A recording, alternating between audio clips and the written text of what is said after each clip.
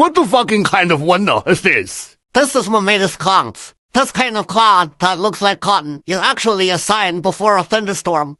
What the fucking kind of wonder is this? This is sundog phenomenon. It is formed by the refraction of clouds and usually disappears after a few minutes. What the fucking kind of wonder is this? This is called thunderstorms.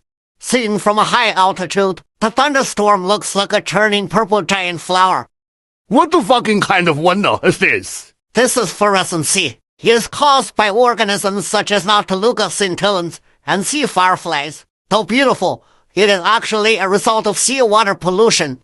What the fucking kind of wonder is this? This is tornado. It is a natural disaster with extremely strong destructive power. It can destroy everything on land.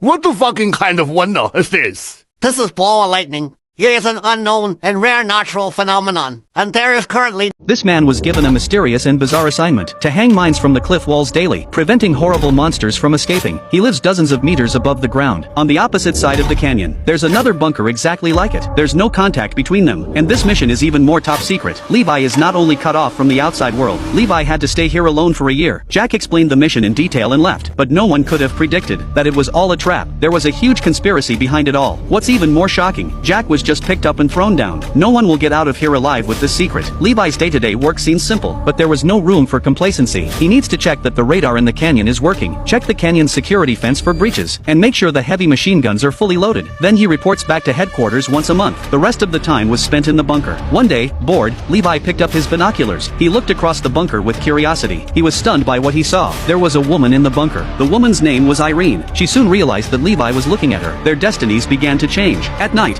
a curious Levi couldn't help but peek at Irene. Irene blew out the candles when she noticed. Levi's mind was full of questions. Why would a woman come here to guard the tower? He didn't know that Irene was a top assassin. She just killed a big shot not long ago. In order to avoid this overwhelming pursuit, Irene had to come to this isolated place to find a little peace and quiet. The next night, Irene couldn't hold back her loneliness. She used binoculars to watch what Levi was doing. Then she wrote a few words on a piece of cardboard. Then she fired a shot into the sky. The shot was loud in the silent canyon. It was the first to break the silence between them. She asked Levi his name. Levi was to abide by Jack's warning, claiming they were forbidden to communicate. But Irene wasn't going to stop there. She raised her sniper rifle and shot Levi's teacup and made a series of provocative gestures. With a teasing look in her eye, Levi felt his dignity was being challenged. He quickly raises his gun and takes aim, and broke Irene's bottle with a single shot. But to his surprise, Irene wasn't angry. Instead, she applauded with her hands up in the air. She even held the bottle above her head and asked Levi to shoot again, as if to test his skill and courage. Suddenly Irene's face changed, as if she saw something terrible. Rushing to signal Levi's feet were in danger, Levi immediately looks down the tower. A group of dark shadows were climbing up the canyon.